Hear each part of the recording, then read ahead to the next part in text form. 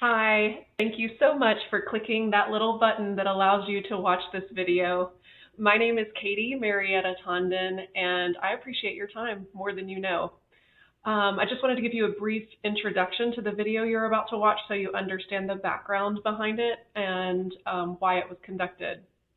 So I am the founder of Lit Up, and I am on a mission to connect spiritual seekers who are experiencing a spiritual awakening with vetted, trusted lightworker practitioners who can help them on their journey. And in doing that, I'm trying to create a community for spiritual seekers to be able to talk about the things that they're experiencing and work together on developing their intuition. And I'm also developing an app, which will be a lightworker directory of vetted, trusted practitioners. In doing those things, I am conducting customer interviews to determine exactly what it is that people need. So what you're about to watch is one of those interviews where I talked to someone who has experienced a spiritual awakening and has also become a light worker practitioner in some way. And so you're going to hear their story, their vulnerability, and courage in sharing it because it is such a sacred thing that we go through. And so I did want to just explain that that's what you're about to see, and also to tell you that my interview style is a bit dry, and that was intentional, although it might not be as pleasant for you to watch. It is because I was trying not to influence or sway their responses in any way. I wanted a true, authentic response from their viewpoint, and I didn't want to encourage any answers in any particular way. So just wanted to give that brief background so that you understand where we're coming from and why I'm presenting this in this way. It's a little bit different than a podcast. Okay, so I am here with Ember Hill, who is just absolutely killing it in the spiritual world and bringing that to people who need it most. So I'm very excited to talk to you today about what your journey has been like. And as you know, I'm trying to find an area where my services can be of help for lightworker practitioners who are trying to connect with clients, and then clients who are going through spiritual awakening or going in that path and that journey, their life journey, and trying to match them up. So that's the goal, and I just don't know where that's going to lead, but I'm interested to hear about your experience. So we'll kind of start from the spiritual seeker side of things and your spiritual awakening journey and what that's looked like, and how it compares to maybe how you were raised, if that's any different. And then we'll transition to the lightworker practitioner side of things. Yeah. Okay, so the first question I have for you is, think back to the moment when you first realized you were going through a spiritual awakening. What were you feeling, and what was the first thing you did after that realization? And also, as part of that, if there were moments, multiple moments of that, what did that look like? Yeah, I find this a super interesting question because I think everyone really kind of has their own definition of what spiritual awakening really means and really looks like. And as I was kind of sitting with this concept, I was like, honestly, my whole life path feels like it's been a spiritual awakening in some form or another. I did not grow up religious or spiritual. My sister and I were never baptized. Both of my parents decided that they came from different backgrounds and they wanted us both to kind of just be open and be able to explore and find what really resonated with us. But because of that, we had really nothing structural spiritually, and nothing larger to connect to. And even from a younger age, like preteen, teen age, I could definitely see a lot of um, a lot of ways that I took issue with organized religion. Mm. Some more than others, and some were obviously a lot more prevalent growing up in like a Western society culture, so like very Christianity based.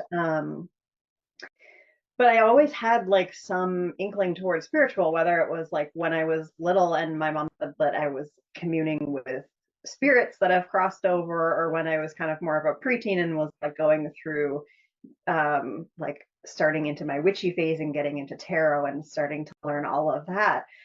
But then I, kind of grew into working for corporate, and I kind of lost touch with that. And so I think what was really the catalyst of the kind of most recent reconnection to that awakening into that spiritual moment was really COVID for me. Mm. We, like everyone else, moved to a work from home model, and I was working on a really big project when I was working in corporate finance, that was just beyond stressful. I was having a lot of health concerns at the same time, and everything kind of just came crashing down after like a year or so into the COVID lockdowns. I ended up going on sick leave, and was just like really grasping at anything that could kind of help me where I was at with both my physical and mental health. Right.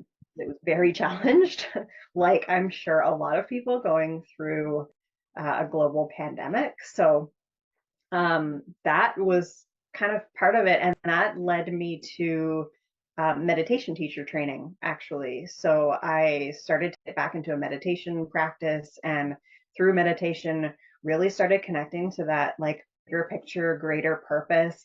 Was realizing that really just incorporating spirituality was helping my mood, my mental health, my physical symptoms were starting to shift from there. And um,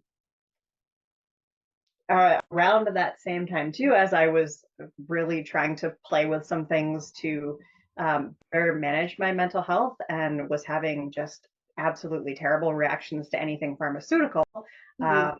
I also went through the process of microdosing psilocybin, and all of that kind of happening around the same time Yeah. was absolutely a huge catalyst. And that was also kind of the moment that I realized, oh, I don't want to be working in corporate finance. Like I want to do something in this direction of healing or self-discovery, or something within the spiritual realm. And that's kind of where I started the path more as that um, worker in those spaces.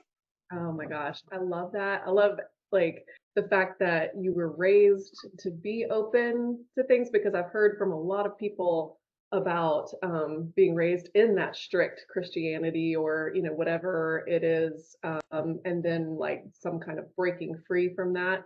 So I love that you were raised with an openness. However, I guess maybe that was some limiting there as well, because you didn't have a strong connection to something specifically.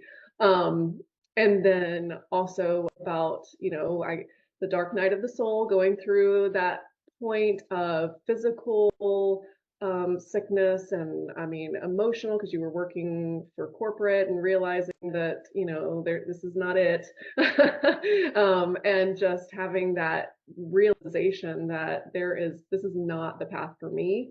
And so I wonder, at that point where you realized, okay, I'm going to take a different path here. Like I'm going to actively lead toward this path, meditation and healing in that way versus kind of what I'm told is the right path. What did you then do? Like, did you seek out resources in some way to kind of, like, I don't know, develop your skills, or practitioners, or like what did that look like once you kind of said, okay, I'm taking a different direction here? Yeah, I think I bought every course that I could possibly get my hands Yeah, yeah. on as one thing. I was lucky enough to know a couple of practitioners that kind of worked in the space. My ex-partner, actually, one of his sisters, started out as a Reiki healer and then went through to do more energy work. So I was able to kind of work with her in terms of like my own healing journey, and like get a view on what that kind of looked like in the different modalities that she was playing with. And we maintained a relationship. So that was really nice to kind of have. But yeah, I took meditation teacher training. I did my first 100 hours, and then 200-hour course followed like really quickly after that. Mm. Uh, what else? I did my Reiki training, all 3 levels, pretty quickly after that as well. And then really started kind of playing and practicing with those 2 modalities to begin with. And then the other piece that I didn't really intend to be a kind of a pathway into the spiritual, but it kind of ended up being that way, was actually a group container that I joined that was really at the time focused on healing from patriarchy in particular. Uh, Oh, okay. and it was run by Dr. Valerie Rain and her partner, Jeffrey Tambor. And they have just this vast amount of knowledge that they brought in and brought together. And Jeffrey, in particular, was very well versed in a lot of different energy work traditions. And Dr. Valerie had the kind of more like structured view. She was a practicing psychologist, I believe. So she had that kind of more therapeutic kind of background and structure. So those kind of energies combined was hugely helpful as well. And them kind of walking a group of us through healing and really reconnecting with our bodies and healing a lot of nervous system type things through somatic work, and just that deep dive exploration. That was a really huge part of my journey too, and part of my learnings. And I'm fortunate enough to still be working with them, I don't know, 3 or 4 years later, and have deepened my connection with having both of them as my mentors. And that's been super helpful as well. That's amazing. Okay, so when you found because okay, the first people that you found for the Reiki, that was someone that you knew, someone in your circle. The meditation teaching, was that someone in your circle also? Okay, No. so talk to me about like how you found practitioners to guide you and like what that search was like. Did you do like lots of research on the people or because we'll leave it at that. And then how did you know you wanted to work with them? Cool. That's actually a really funny question in a way, because I definitely am the person who has a tendency to like deep dive and do a ton of research. Because of the state of the world, the meditation teacher training that I took, it was like $10 or something like that, the entire course. So I actually did not do a huge like deep dive and invest a whole ton of time into researching. Um, it was a new kind of startup, and the school that I went through was online based, obviously because everything was locked down. But now they've grown to like, I think, tens of thousands of students at this Wow. point.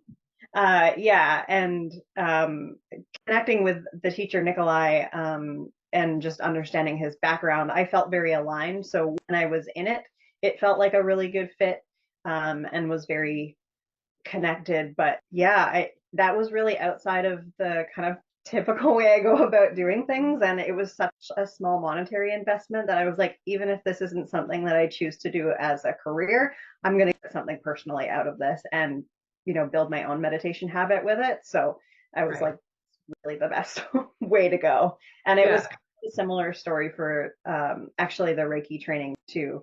It was all online based as well because of the lockdown, and I found a really great deal um, through my teacher Lisa Powers, and it was all online, like pre-recorded based for most of it, other than like actually me receiving my attunement. Um, so yeah, that both of them were very just like they popped up in my awareness. I don't know, they were on my algorithm somewhere, Yeah. and Yeah. it Those was, doggone algorithms. yeah.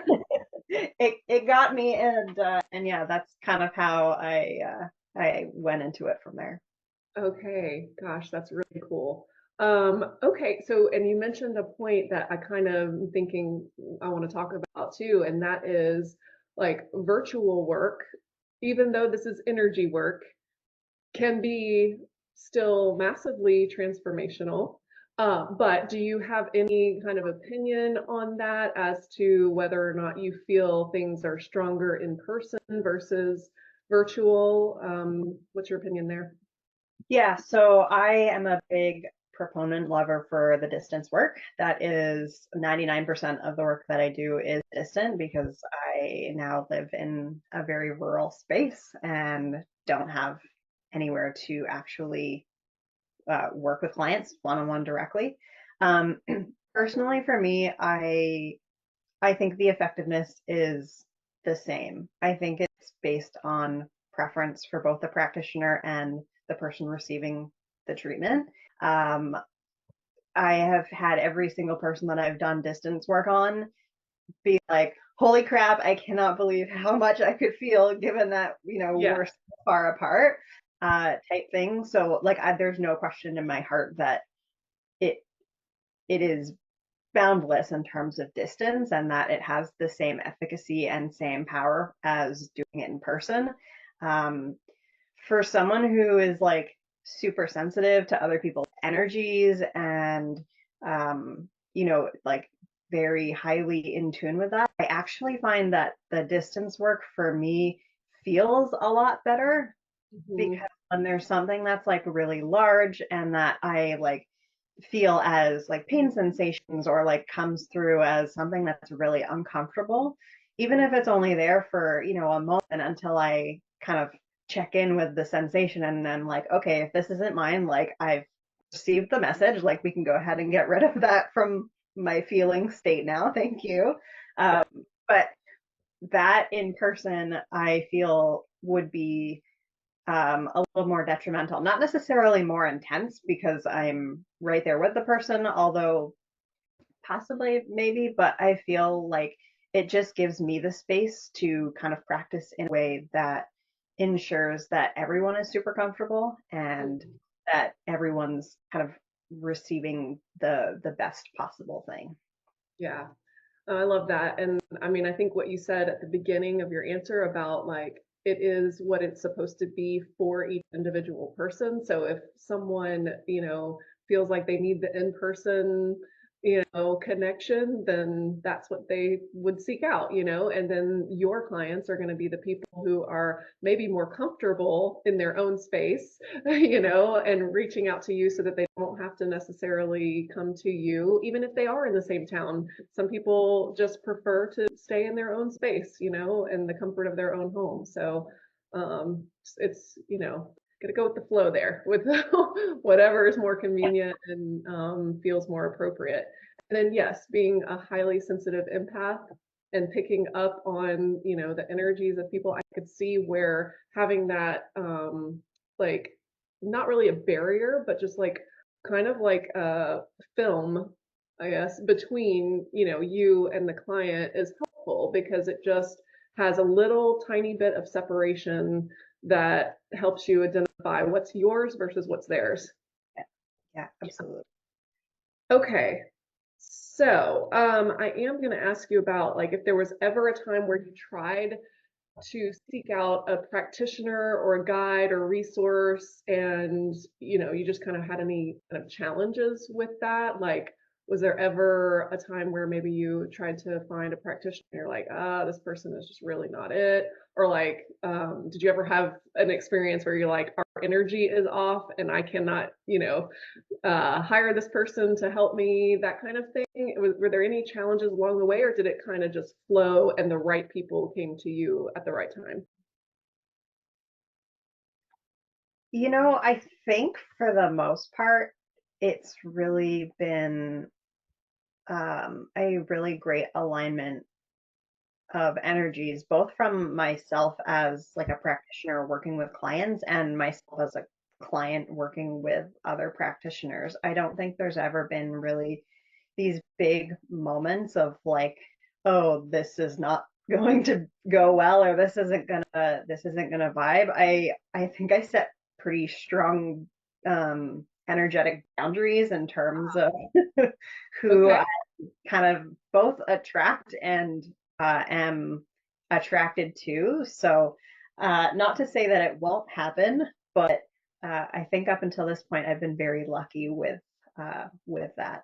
I need to hear more about this for my own for my own benefit. We'll talk offline about that and setting boundaries and attracting the right people because I feel like occasionally I get people who are there to teach me lessons, and that's it's a good thing too. It's like, well, okay, lesson learned, and now I'm going to move on. Um, Anyway, all right. So I do want to ask you, like, what do you look for in practitioners or in resources that they're in alignment with you? Are there specific things that they need to embody, or what makes you know that you want to work with someone?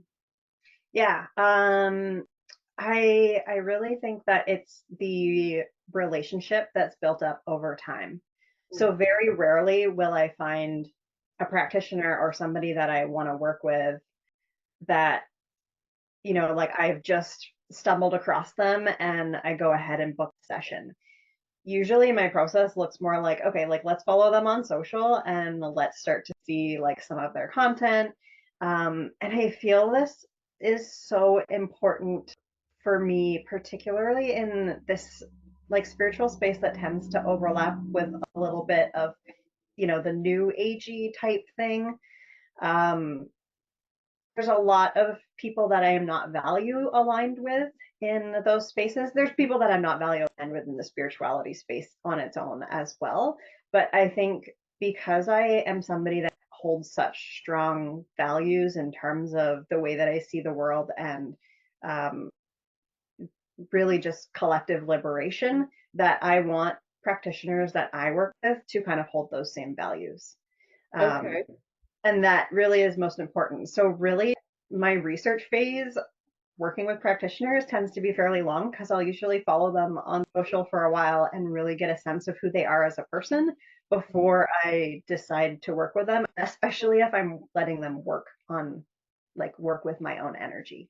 I'm Right. just very, very protective of that now. Absolutely. Yeah. Yeah. Do you ever, because you do your own research on socials and things like that, do you ever take word of mouth, referrals, into account, or like testimonies, is that part of the research as well? Yeah, I would say word of mouth for sure. If somebody that, I know and trust has worked with them or has good things to say about this person, then obviously that's something that I take with a lot of weight, a lot of Mhm. merit for depending on, who's saying it, obviously. Yeah. Yeah. Right. But yeah, and or like if it's a practitioner that maybe another teacher of mine has recommended, or another practitioner, like a chain of practitioner recommendation type thing, then I'm happy to kind of put that into the mix and really not just leave it up to social, because I know not everyone posts on social. It just feels like a really good way to get to know somebody that you're maybe not necessarily going to um, physically connect with. Yeah. Yeah.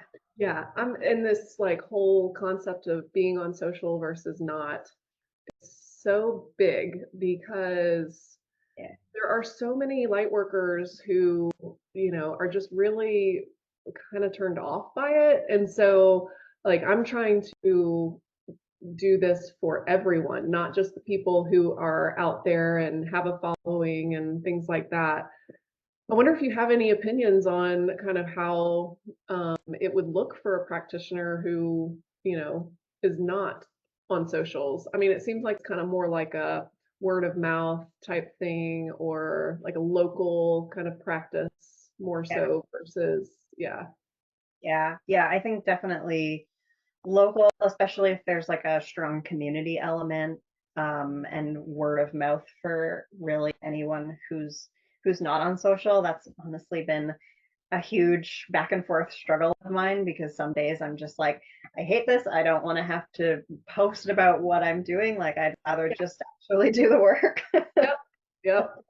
Absolutely. Sometimes it can feel like a chore. Yes. Absolutely. I think for me, I've slowly started to shift my I don't know if relationship is the right word, but my relationship with social media in terms of my own like self-imposed expectations. I like anyone who's kind of starting a business, I fell into that like, oh, you got to post this many times a day and you got to do this. You got like all the very prescriptive bullshit stuff that we're told that we need to do to be relevant and to get seen by daddy algorithm. Yep. Yep. Yeah, so I've shifted out of that and really just follow the energy when there's something that feels really alive for me, that feels like it's creating a lot of emotion, whether that emotion is rage or excitement or anything in between. I share it, and I really am now trying to just look at social not as much as this is where I'm gonna like extract clients from, because that feels really gross to me. It feels super bro markety. Um, and really just have social be a place where I connect with like-minded people in community. And if those people then build trust in me and want to work with me, then that's awesome. And I'm going to keep sharing about the things that I'm doing because those are always going to excite me too. So in the process, I'm, you know, technically posting that from like a sales perspective without really having to feel like I'm doing a ton of marketing. Yes. I want to give you snaps because that's exactly how I feel. I'm like, I'm not going to post because I'm told that, there's this schedule of posting that I need to do in order to, reach a wider audience. No, that's not authentic to me. And so I'm not going to fit that mold that somebody else created. So yeah, absolutely. But it is, it's hard not to because you are like, well, I want to reach as many people as I can. And so there's definitely like a balance there. But you did mention something a couple of times in your response that I want to tap a little bit deeper into. You mentioned community a few times. So you mentioned it in reference to local practitioners who don't necessarily have a wide audience and who are working kind of more one-on-one and like building their community. And then you mentioned it here recently with your own community of like what you're building on socials and attracting the people that are meant to come to you. I guess I would say in an ideal world, what would community look like for this spiritual world, both in terms of the spiritual seeker who's like looking for help along their spiritual journey, as well as for the light worker practitioner? Um, yeah, ideal world of community. I mean, honestly, if there was a way to do away with algorithms, in like an online type community space, this this would be um, super ideal because then you're not subject to somebody else's thoughts on who should get the most views and what is popular. Um, so that would be one aspect. I think aside from that, a really kind of kind of deeply rooted set of shared and aligned values feels important for a community aspect like that. I'm thinking of a couple of examples of like Facebook groups that I'm in that have a um, super strong set of community-based value rules that Yeah. are like, and the people that manage those groups that hold them very much too. And I mean, for reference, the one specific one that I'm thinking of is based on someone's business. So it is very much like they want to constrain everything to ensure that the people who are posting and sharing in community are referencing their work. And it's not just this whole like big, kind of free for all. Yeah. Yeah, absolutely. Because it would become that. Yes, Yeah. absolutely. But having a community space where everyone is kind of aligned and has this like shared goal or these shared values, I think really influences the space into what it needs to be as well. So that being an element of this kind of perfect vision community world would also be really helpful. Um, yeah, other than that, I don't know. I don't know that the platform for it really even exists. I think that would have to be a whole other creation. And and just ways that you can meaningfully connect with other people. I think the other thing that really seems to be lacking sometimes in some of the online spaces is it really feels like everyone's out doing things just for themselves. Yeah. So I'm sure you can relate to this, but like on social, I still get it to this day, like where I have people come and comment on my posts that maybe had a hashtag in common with what their business is. Yeah. And they're kind of coming in and trying to, build a little bit of rapport in that way. And it feels very like it's done with a lot of intention towards building their business versus actually from a heart-centered space about caring for somebody else. Uh, Hmm. so that being, I mean, I think that kind of falls into like the values or like Yeah. everyone being aligned, but really it being a space where you're not just trying to get something out of it and you're in it because you genuinely care, whether it is genuinely care about other people that are in the group, genuinely care about sharing whatever knowledge and wisdom that you have. Yeah, that type of thing. I think ideally it would be like a Reddit type space because Uh-huh. there's a lot of cool community there, but Reddit's gone like a little dark and south, It's and and it's a little wily. yeah, it can get a little wily. There are a few like really cool subs that like have some of the best energy that I've ever seen there. So Okay. it would be like that, but I think Yeah. it would take a lot of pretty strong moderation of maintaining that space. Yes. Yes. So, okay. So I have to tell you, as you were talking about the connection and, heart to heart and like, not posting things just for ourselves and actually trying to connect, my heart was like literally exploding as you were saying that. So, I absolutely 100% agree with you on those points. And I'm thinking too, like, yes, the rules and the values, what, in your opinion, would those values look like? I have a lot of opinions on this, so Good, good. uh, uh, I've been doing a lot of work that really all points to collective liberation, whether that is like the unlearning of all of the shit that we learned growing up in Western society, that like kind of plays into that larger frame of that decolonization and all of the oppressive systems that fall underneath that. Um, like literally all of the isms. I don't know. I could probably list off like 10, and there'd still be more that I missed, but all of the ways that people have been oppressed and their values have not been upheld throughout the entire world. I think anything kind of that streams into that would be like the biggest, most important value for me because it really feels like that for me, that is what spirituality is leading to. I'm so funny because I've been drafting the Substack post exactly on this topic. Oh, good. Oh my gosh, I can't wait to read it.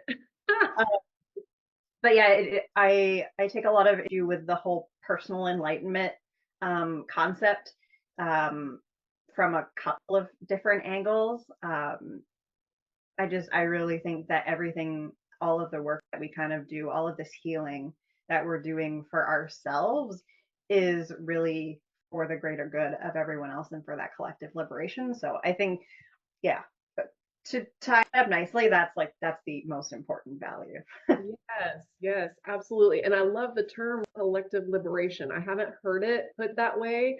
What I've typically heard is unity consciousness.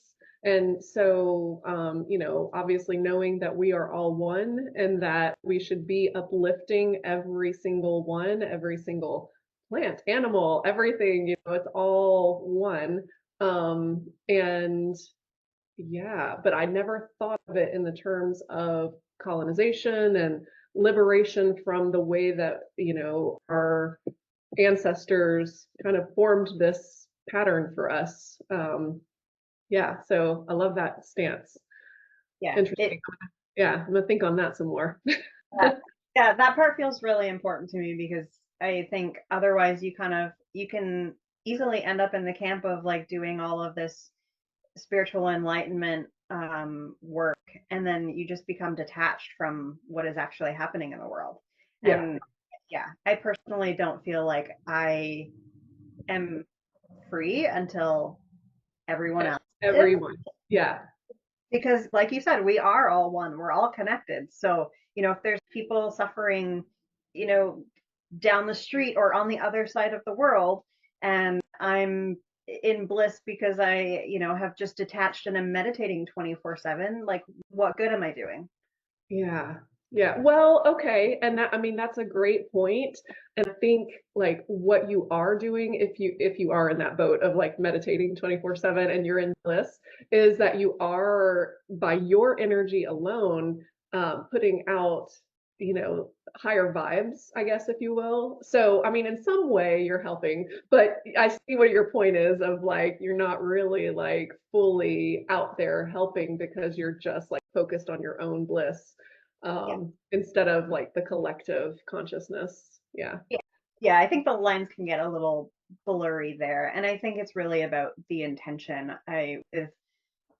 To your point, with a lot of my meditation and a lot of work that generates energy, I like to dedicate that beneficial energy back to the collective, back out into the world. Um, but some people might just, want to hoard that for themselves, or don't think about, what happens to all that beneficial energy that you create. And maybe it just sits there because there's no intention about where it where it goes from there. And yeah, the detached part from the reality, because we live in, unfortunately, consensus physical reality, so we have to consider that too. It's all part of it. Yeah, absolutely. I did just want to, since we were over half hour into it, I want to kind of switch gears a little bit to the light worker practitioner side of things and what your experience has been like once you did make that decision to go full out and say no to corporate world and yes to yourself. So tell me about that transition period. How long ago was it? What kind of experiences did you have, and what kind of challenges have you faced? Yeah, so 2021 is when I left my corporate job. It was kind of somewhere between January and like the middle of the year, because I was off a little bit for a leave, and then I ended up going back um, part time just for a short stint.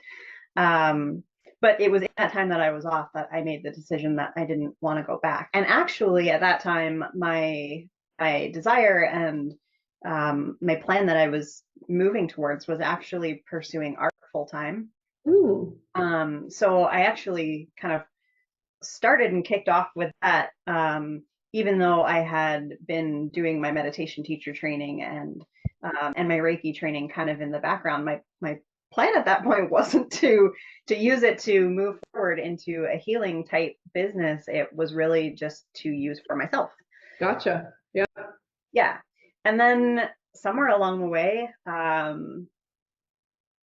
the hobby that I had cultivated for years and something that I love doing, art, as a business, became not fun anymore. And Oh, okay. I was then in this place of, okay, I have this like very small part-time, really scale art business. And I'm not finding that art is fun. So I like lost a whole ton of, my inspiration for creating. Mm-hmm. Um, and realized that I probably needed to pivot because I didn't see how it was going to work. So at that point, I was probably certified as a meditation teacher, and um, at least a level 1 or 2 Reiki, if not the full teacher master certification. So I think from there, I don't remember super clearly, to be honest, how like that transition looked, but it definitely felt like it was something that was more in line than where I was kind of heading, and it was skills that I was building, it was tools that I was working with. I saw how both meditation and Reiki were improving my daily life, all of my um, physical symptoms, and how I was shifting my relationship to kind of the mental distress that I was feeling, and really untangling a lot of that as well. So that was kind of the space, and I I think because of where I came from with the art background, when I originally kind of conceptualized doing this as a business, my goals were to actually work more so with artists and Oh, um, okay. A and very specific target audience. Okay. yeah, Yeah. it was very niche. So the business that I kind of conceptualized was creatively well, and it was kind of creative, spiritual, kind of mystical type solutions for artists and creatives, and like small entrepreneurs or small business owners. Uh-huh. Um, and I don't know, at some point I got bored with that and followed the energy even further, and gained a little bit more clarity on what I felt like my larger mission was, and switched from that lens to rebranding to the unseen realm, and really working with kind of all of those unseen forces uh, Yeah. in life. And at this point, have it's kind of evolved to really focusing on conscious self-discovery, and that kind of seems to be where everything ties back into for me, whether that be through like actual like doing the inner work, whether that be through like work in the Akashic records, or working with tarot, or even like meditation. Obviously, a lot of inner wisdom comes up through seated meditation, really any meditation. Um, and even energy work started to feel like this level of conscious self discovery, and I was learning more about myself as I was, working energetically with myself, and kind of Uh-huh. unpacking all of that. So yeah, that's kind of where I'm presently at, and I forgot your question, so I'm Yeah. sorry. No, no, no, that's good. That gives me the picture of kind of how it evolved. And, so conscious self-discovery, and then tying back to, the universal liberation, I guess. It's like conscious self-discovery for the individual so that they can then provide whatever it is, to the world that they need to provide, whatever their gifts are, and to become fully self-actualized in order to be fully present in the world in the way that they can most benefit others. Yeah. Yeah, Yeah. Well, that's cool. I love that. Okay. And so, unseen realm. So, you're basically saying, okay, we're going to tap into all of the elements that are not in this 3D, kind of physical world, and see how those elements can develop whatever it is that you need to develop. yeah, yeah, Okay. absolutely, yeah. And I think the other kind of shade of the unseen realm and the unseen pieces too is also really, I've always had a fascination for really anything that's taboo. So I like exploring the kind of more taboo topics. I actually did some death care training, some death doula training. So got a lot closer with that kind of aspect, because I know that's something that's especially frightening to Western cultured Yeah. folks, because death is so sanitized here. Mhm. Um, so yeah, basically anything kind of taboo, unseen, and really all leading towards that conscious self-discovery to further support collective liberation. Oh, that's so cool. I'm just like, okay, what is your human design element? Because you got the rebellious nature, or like, what's your aura? Because, I have that sometimes too, where I'm like, you said to do it that way. No, I want to do it this way. Like I just want to break the system. So yeah, very cool. Yeah, I'm a manifestor in human design. I think it actually Okay. it's very aligned. Okay, yeah, I'm a projector. So you get the things to just happen, and I'm like putting the pieces together. So yeah, very cool. Okay, I guess let's talk about what elements of creating this business, and you feel like, I guess you're probably stepping into your purpose work, right? You're like getting the clarity of what it's supposed to be. But I'm sure there were challenges along the way. So let's speak about what challenges you faced in getting clients, or have you just really gone with the flow and like whatever happens, happens? I mean, maybe you're at that place, which would be beautiful. Yeah, a little bit of both. I'm in a very fortunate and privileged position. I want to start with that. When my partner and I moved out here, it gave me not only the flexibility to quit my job, um, and not have a six-figure corporate income, um, but it gave me the flexibility to kind of start to build this business. And very fortunately, as at some point while we were out here, my partner's disability was approved. So he now has a consistent income, albeit it's not much. It doesn't, it's not expansive for us in any means, but it covers our basic necessities. And so with that privilege, it's given me a lot of space. Mm. It's given me a lot of room to really just play with things, to experiment, which is very my um, line one in human design. Oh yeah, yeah. And just kind of play with things, and that has been immensely helpful. I have definitely put the pressure on myself in terms of, wanting a certain size business or wanting a certain income by a certain time. And I've done some work through that after, kind of struggling with that.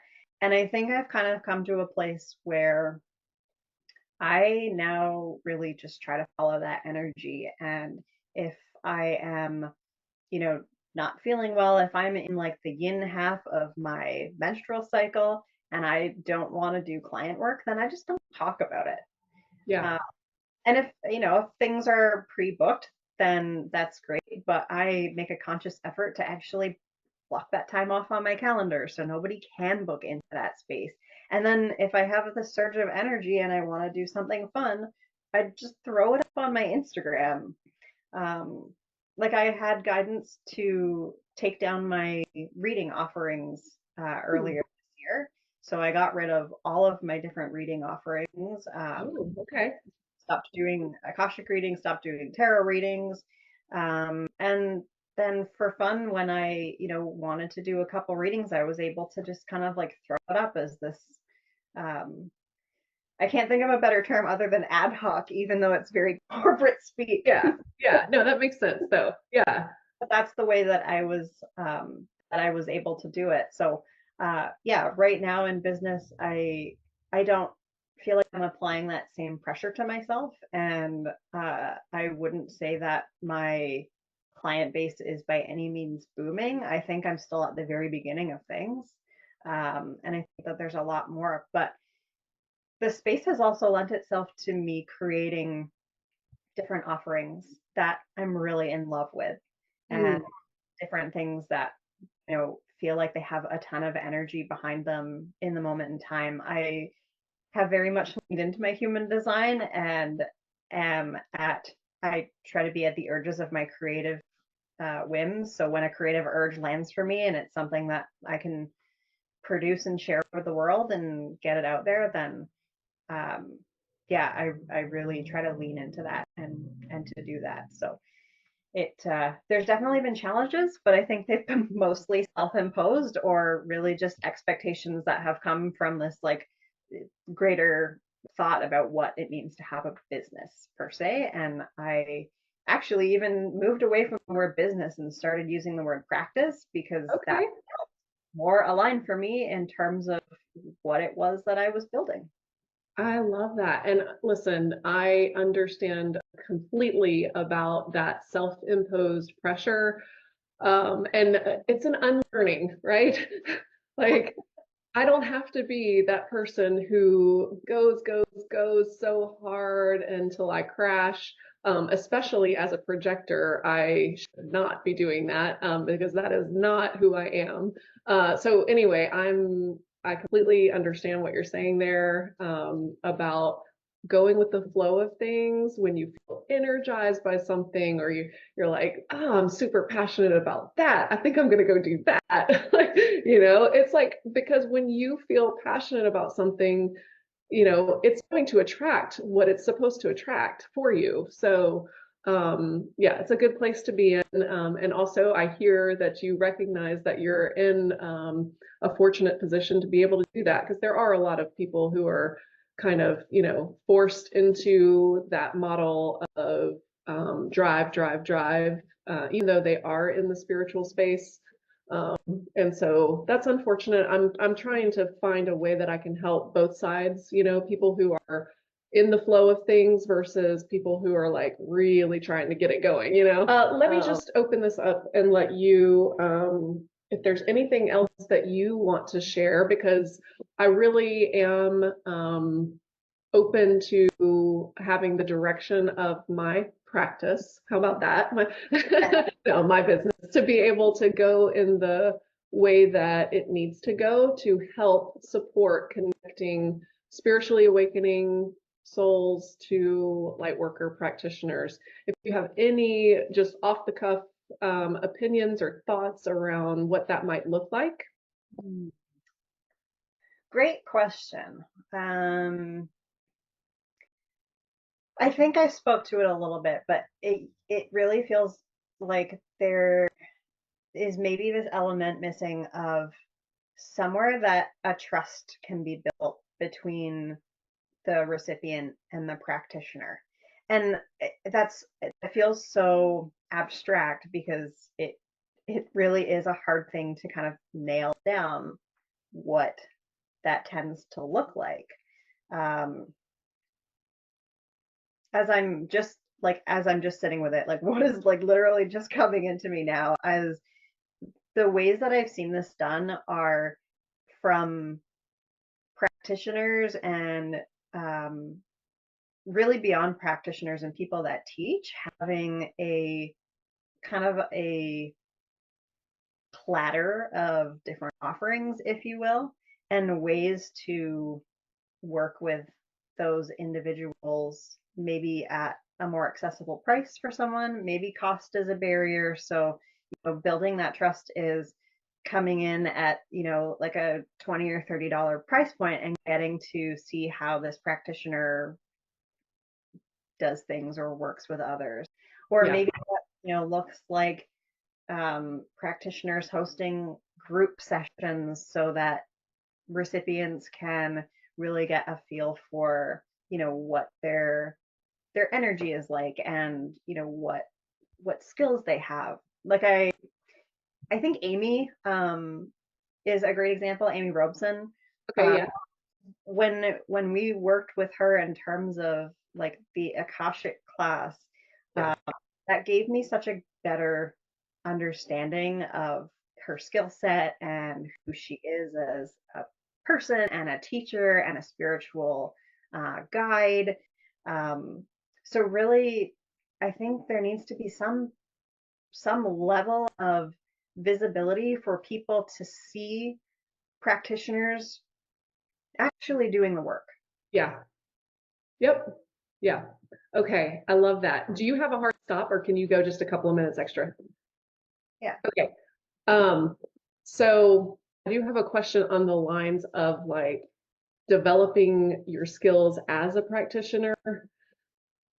So, because we all like need to practice our craft, and so it looks different for different people, whether you just kind of find people off the street and you're like, hey, can I try out my Reiki on you? Or like, what, I guess what level of importance do you put on practitioners like really honing their craft before they start selling to clients? And again, in an ideal world, what would that look like for practitioners to be able to, I guess, not necessarily practice on people who are off the street, but like, how are they going to get their practice in? What would be a great scenario where people could feel confident in their development of their skills before they go out and sell to the masses? Right. I'm going to answer the second question first. I think for me personally, I've leaned a lot on social for that. I find Facebook in particular, just because I find that there's a lot of groups with like people together, very similar intentions, very similar type goals.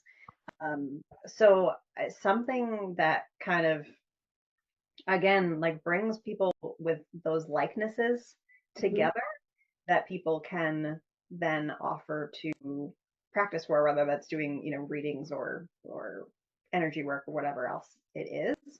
That feels to me like a really cool ideal way, because not only are the practitioners getting practice, is a recipient actually, receiving something, and likely for a low cost or for free if the practitioner is still in practice, if that's kind of the route that they've chosen to go, that they want to build their skills before offering their services at, a paid price, or maybe they're doing it by donation, something something that's a little bit smaller scale, accessible, that doesn't have this like huge investment piece towards it. Yeah. Feels like it could be really good for this like ideal space of creating that.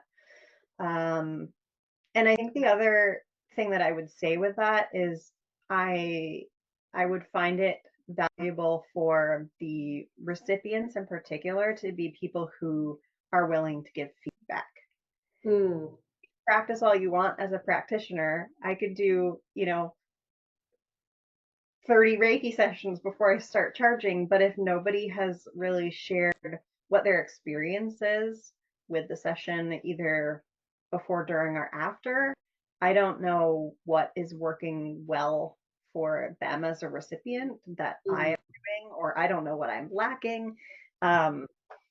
So yeah, there's a lot of value in finding people who are willing to provide honest feedback. Yeah. Whether it be constructive or whether it be, that was the most amazing session I've ever had type thing, right? Yeah. And typically in that kind of scenario where, a practitioner is practicing, whether they're new or, experienced, whatever, if they're offering their service to say, look, very discounted or free or whatever, but the only thing I'm asking for is your feedback, seems like a win-win, for both the practitioner who's trying to develop their skills further and then the client who is receiving healing. Yeah. So maybe on that then, because I find that that's where a lot of people kind of drop off. They receive the thing, whatever it is, and then there's kind of no follow-up, kind of past that point, or it's something that's very hard to track, especially if you're working, like if you're finding people in random Facebook groups, like it's just, that's hard to keep track of.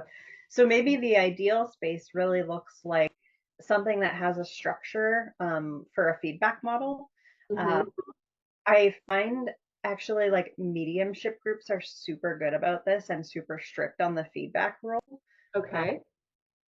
In particular, and I see a lot of like progress and development in those spaces.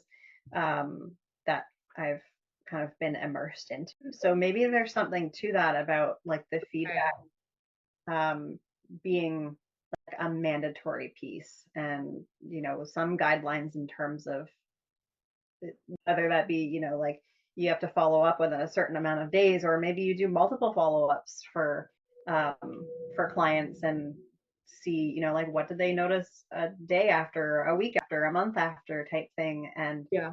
you can really get a fuller picture. I think that's where there's some benefit in working with people that because then you kind of have that continuous dialogue. But when you're working with a random person that you met on the internet, or that you were paired with on the internet in some capacity, it's really hard to kind of maintain that open conversation and that relationship. So yeah, I think there's something in there. Absolutely, there is. And offline, I want you to send me some of those groups, some of those mediumship groups that you're talking about, so that I can see what they're doing to tap into that feedback loop, like a structured feedback loop. Okay, very cool. You're so smart, so wise. Okay, so since we are past time, I do just want to allow you a second to tell us where we can find you. Yeah, you can find me. I'm mainly on Instagram because millennial. At the.unseen.realm.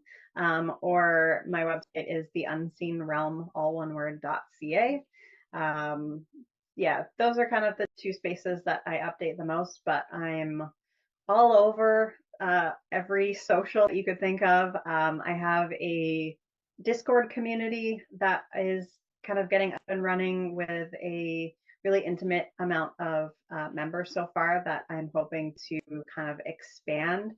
And then, like I mentioned before, my Substack as well, where I kind of write and ponder all of these things, which has both its written portion and a podcast. So Okay. I'm hoping to bring a lot more to the podcast and really utilize my voice as a manifester, and all of my throat gifts. So Absolutely. that's in the works, but yeah, that's where you can find me. Okay, awesome. Well, I wish you all the best. It's always a pleasure to connect, and I know we will stay in close contact. Thanks so much, Katie. I appreciate Thank it. you. Thank you for your time. All right, bye-bye.